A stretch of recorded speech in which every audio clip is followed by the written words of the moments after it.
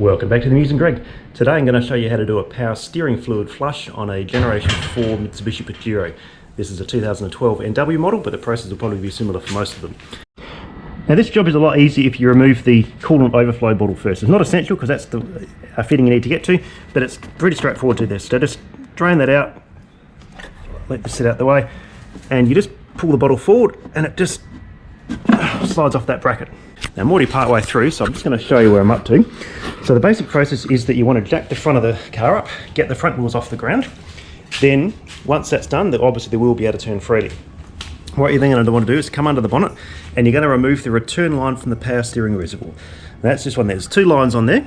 This one is where the fluid gets taken out of the reservoir, and this bottom one here is the return line. So before you do that, you're going to want to just suck out all the excess fluid that might be in there. I just used a bit of clear plastic hose and I just siphoned it out, but you might have a syringe or something like that that you can do the same sort of thing with. So take that off. Now then you're going to need to have something to plug the return line here. Now unfortunately I had a little rubber cap. I'll show you what it looks like. It's a little bit like this, just a larger version of that. I had one of those lying around from an old job. If you don't have that, you're kind of just going to have to come up with something that works. You might be able to use some tape or a little plug of silicone or something like that. You just have to do something to plug that up, because of course once that's taken off, obviously as you put more fluid in, then that's just going to run straight out of there. So that needs to be plugged one way or the other. So then you're going to grab the bit of the hose that's come off there. Okay, so you're going to remove that hose clamp. Hose clamp just sitting down there. You just grab it with a pair of pliers, just squeeze out. I'm sorry I'm not showing you this part, but this part should be pretty straightforward. I hope you don't get stuck on this, because I sort of jumped ahead a little bit. But you just squeeze that hose clamp with a pair of pliers and slide that down and slide the hose off. None of that is too difficult, and mine came off quite easily. Next thing you may need to buy something of is some clear plastic hose like what I've got here. Now the stuff that I got is around about 16-17 mils internal diameter. So that is going to, you're going to see this in a second. With that you're going to slide that over that bit of hose. So that bit of rubber hose that you took off from the bottom of the reservoir, take that off, and then just slide your bit of clear hose over the top of that. And the internal diameter 16 to 17 mils of this clear plastic hose is enough to slide neatly over the outside of the rubber hose, the rubber return hose that came off the bottom of the reservoir. From that, you're then going to run that down to some sort of container.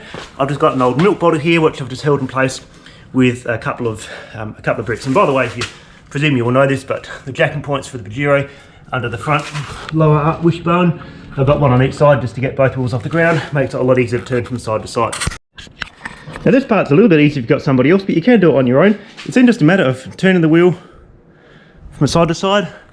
As you see over there, the fluid starts to run out. Now, something I should have mentioned before, which I've already done, you're just going to make sure that you refill this reservoir. So get some new fluid and refill that reservoir. So as you start to turn the wheel and pump the old fluid out, the new fluid is going to drop down. So you can see I've got it refilled here just below the high mark. So we're just going to go and do that a few times. So we've gone to the left side and then come around to the right. Looks like that's right lock. Yep. Turn back the other way. And as you see, it's just flowing out. You're not needing to start the engine or anything for this. It means you don't get huge amounts flooding out. So just keep it on the reservoir level. Let's take a look at where we're up to. Okay, so level's down to about here now. We've drained that bit out there. And there's the fluid that's going into the bottle. This fluid's not terrible. It's still got some pink to it. But I did this about 150,000 Ks, 150, 160,000 Ks ago. So I've just done the transmission fluid, so I'm just going to do this as well. So now it's just a matter of topping that back up. So obviously your funnel's going to go in here. Make sure you use a funnel. It's just so much easier to save making mess. And just keep on going. Repeat that process until you've got nice clean fluid coming through. That's lock to lock, and then stop, and it runs back. So to keep doing it fairly quickly, that left lock, back to the right lock, back to the left lock. So the cover of the fluid is definitely much more brighter red than what we had before.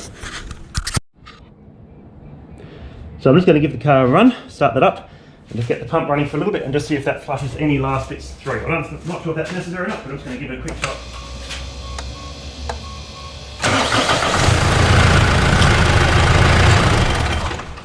That's the answer. Definitely did. And unfortunately, far too quickly, because now we've run the reservoir dry. So that's probably a reason as you see how foamy that's now got, you're gonna have to get all those air bubbles out. That will probably bleed out fine. But if you do decide to do this, then I've got plenty of spare fluid. Do decide to do this, I only start it for just the shortest amount of time so you don't end up introducing air in the system.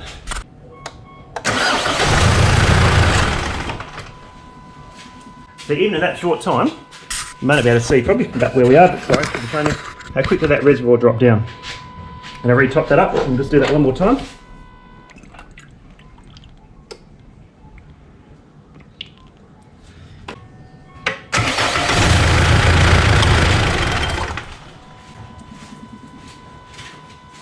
Yeah, see, just in that short time, the level dropped from there right down to here. It's almost at the inlet line, and actually most of those bubbles are now cleared out. You see that it doesn't have that same foamy sort of consistency we had before. So this is some of the stuff that was all bubbly.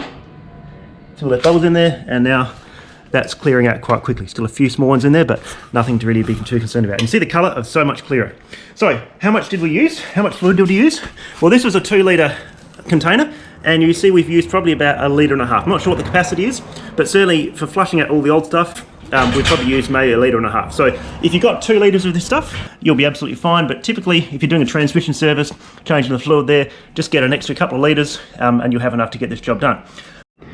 Now, I'm going to show you this part. This should be pretty obvious, but I'm just going to show you anyway. So I'm going to slide the hose off. We're going to expect some mess, so make sure you've got a rag ready. Just around there, slide that hose off. Try to plug that with my finger if I can. Let that drain out. Again, there's going to be some mess here when we slide this off. If we go quickly. There we go. And that slid back on. So we didn't lose very much at all there, but you will need to probably do a bit of an engine bay clean. You see down there, there's quite a bit of fluid that has sort of spilt in the early stage of this job. This is where we then get those pliers. This is what I didn't show at the beginning, but this should be pretty obvious. Squeeze those together, slide that hose clamp.